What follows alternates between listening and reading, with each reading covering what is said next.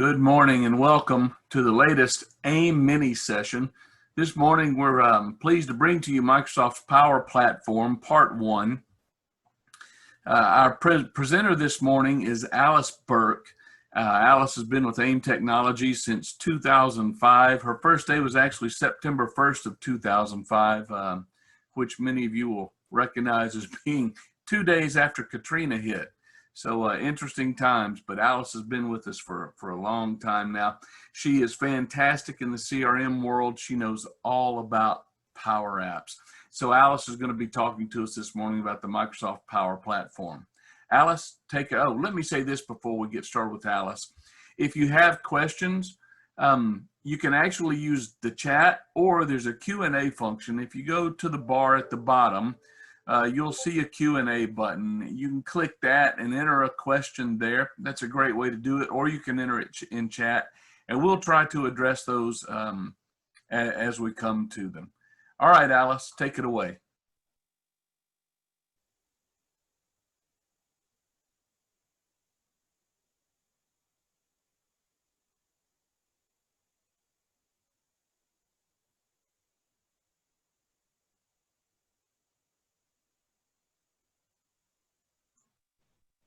Alice, you there? Sorry, I've been talking. Can you hear me? We can now. Thank you. So, yes, thank you, Brian, for that warm welcome. Yep, 15 years almost with AIM, 15 years next month. So that's been exciting and lots of fun. The first thing I wanted to start with was the overview of what Power Apps and Power Automate are, because they're fairly new to the Microsoft ecosystem. I mean, they've been around for a few years, but they're starting to really gain some traction recently. And so I'm going to talk about what you can do with them. And then we're going to sort of explore an app template, because I don't think there's any way we can build an app in 30 minutes. So the Power Apps platform is a collection of tools that people use to build apps. They can be databases, they can be websites, they can be mobile applications, tablet-based applications, and workflows. And so the best way to describe this is for the citizen developer. They're tools that don't require necessarily a high level of development skill. And so people like me can build them. But what you do is you connect whatever application you're building to a data source. That data source can be whatever you need it to be. So it could be an Excel spreadsheet, it could be a SharePoint database, it could be a SQL database, it could be Dynamics 365, it can be obviously GP through SQL. And then you also can embed it in things like Dynamics, Dynamics CRM, you can embed it in websites, you can embed it in Teams, which is something that I think a lot of people are doing right now, is embedding these applications inside of Teams, because people are starting to really use Teams a lot in their day-to-day. And then you can also just push them out to the mobile application that is installable on iPhones and Android devices and tablets and all that good stuff. And so taking that information, I'm going to show you how to make an app using one of the templates that Microsoft has put out there for us. Now, this one isn't connecting specifically to Dynamics GP or Dynamics CRM. It's actually, I think, just storing the data in a OneDrive. But it'll give us an idea of what kinds of things we can do with the system. So I'm going to switch over to this templates, which is where I found the employee budget tracker, the employee engagement, the estimate. Let's see. The one that I want to show, though, is this leave request. So this leave request is something that theoretically you could push into a Dynamics GP HR system. It's not obviously in this system, but let's take a closer look at it. So I'm going to hit use, and when I do that, it's going to load it up. Now, the other thing that I noticed about this app that I think is important to note is that it has multiple pages. apps don't have to have multiple pages. They don't have to have multiple entry points. It can be as simple as answering one question and hitting submit. Notice what just happened was it's connecting to my office environment, and I just clicked allowed without even stopping because that's what I wanted to happen. I wanted it to use my office credentials to connect to Outlook, which is going to do the email notifications for the employee requests, and then also it connected to OneDrive so that it can store the data and pull the data in. So some of the things that you can do, and this takes a minute to load to get all of its ducks in a row, but that's just from the building perspective. From the use perspective, when you just hit play, and I'll do that as soon as it finishes loading, it just loads it, in its own window or on your own. It's in your app on your device or inside of Teams. And so this loading screen you shouldn't see take as long for using the app as for building the app. So I wanted to talk about a little bit about the components of what's in a Power App and what can be included in a Power App. So the first thing you'll see is this login screen, and that's got a bunch of different components. So it's got labels, it's got buttons, it's got headers, it's got groups, and each of these things can be tied to an action that can happen in the system. So like this login screen, that's actually tying back to the Active Directory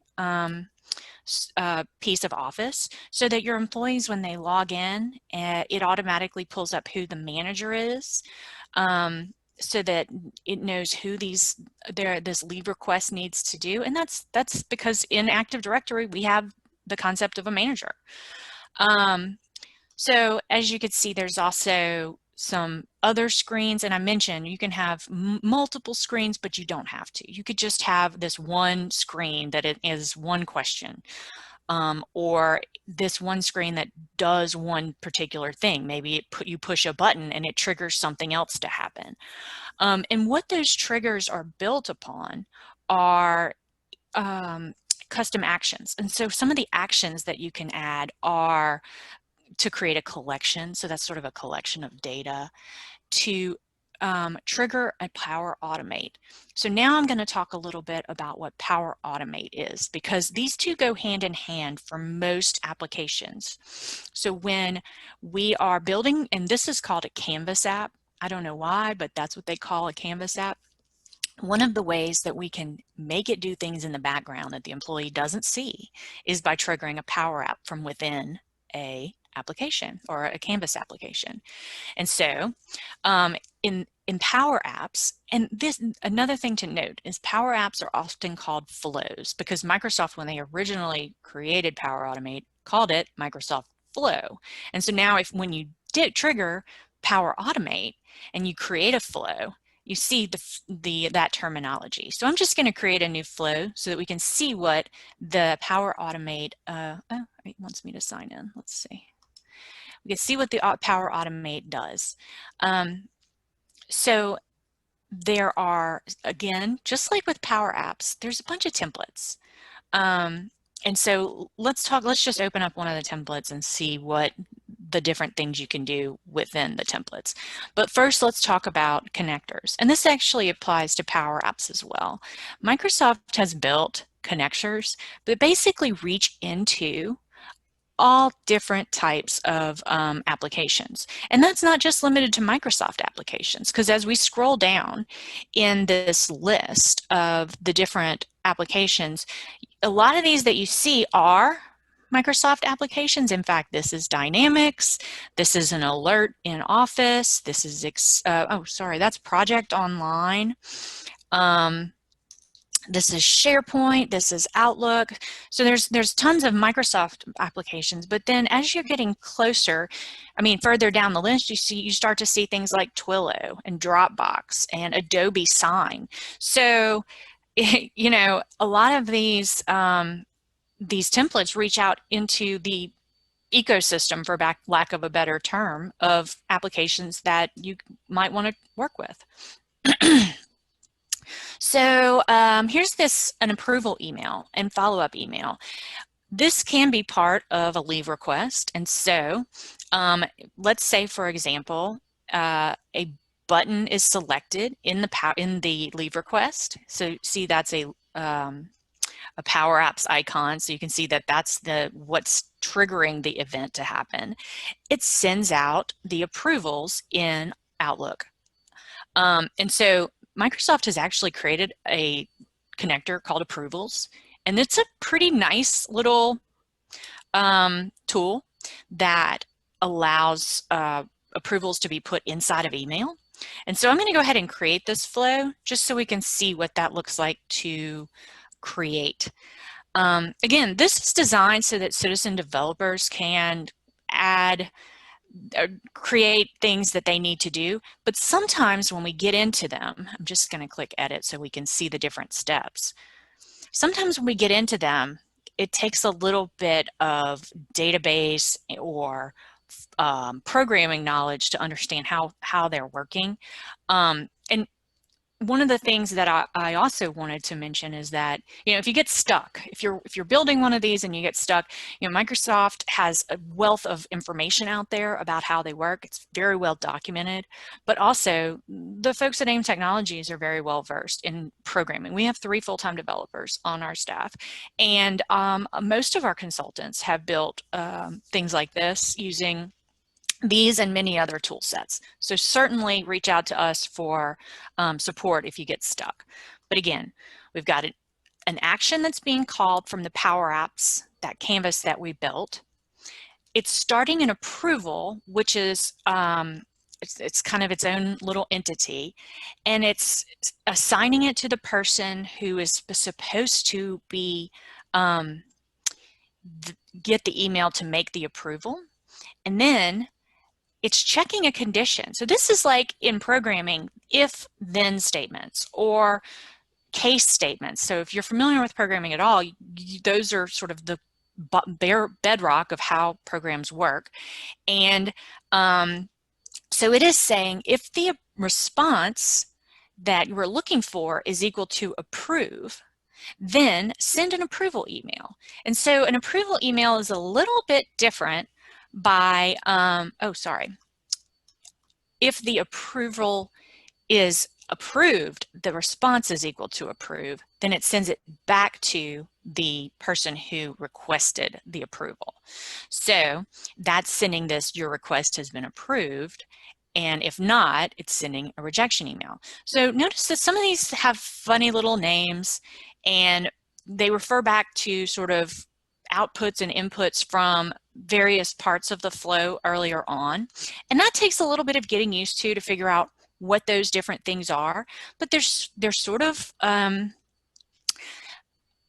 helpers in the system. So like if you click here and it's looking for the details of what type of approval you're looking for, you get this option of dynamic content.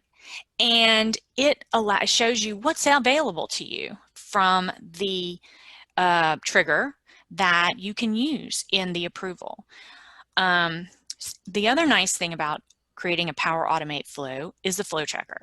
So if you have an issue, it will tell you as you go. This isn't actually an issue because I'm not building this to actually connect to this leave request, but if I was, then that would be something I would want to pay attention to.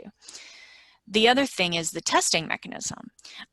Once you've triggered a workflow to happen from whatever action that you've decided that you want, and if it fails, you can make changes and retest it right here from within this environment, which is very nice.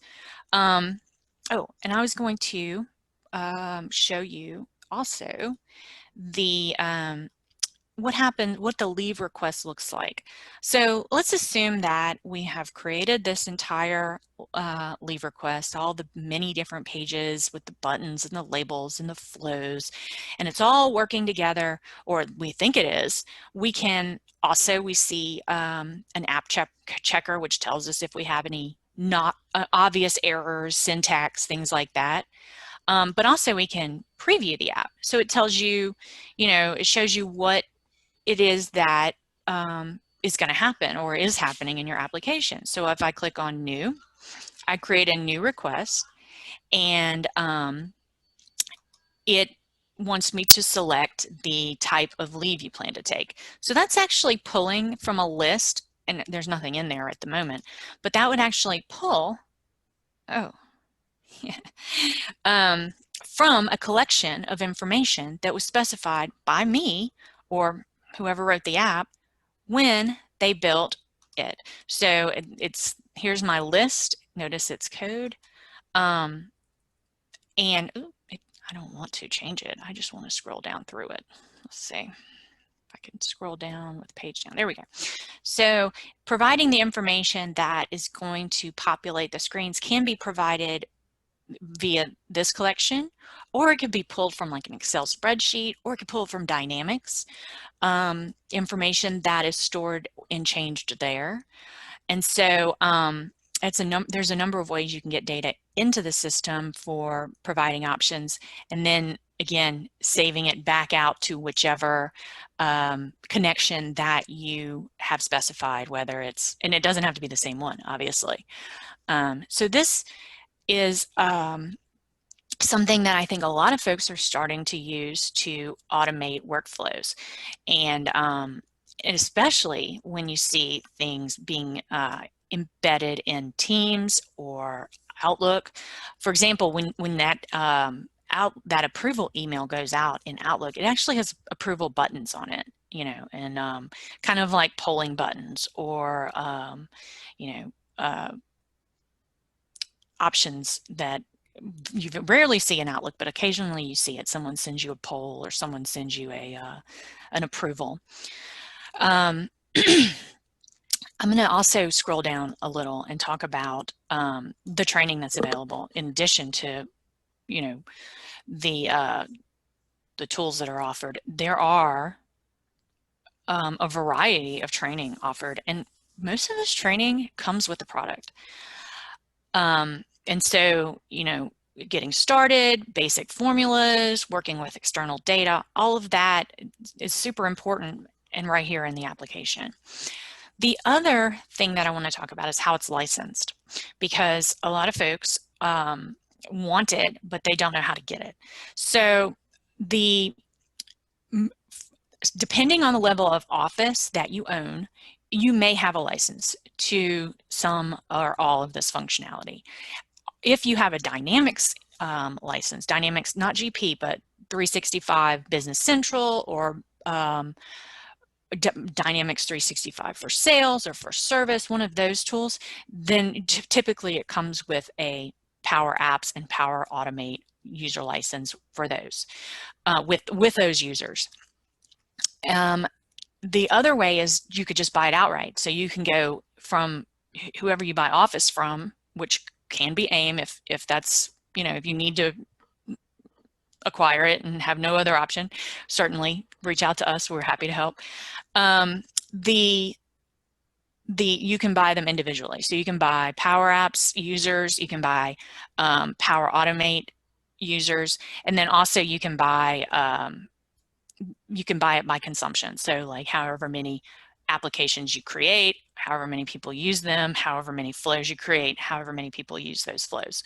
So certainly there's tons of options for getting that license, but it does require a license from however you get it.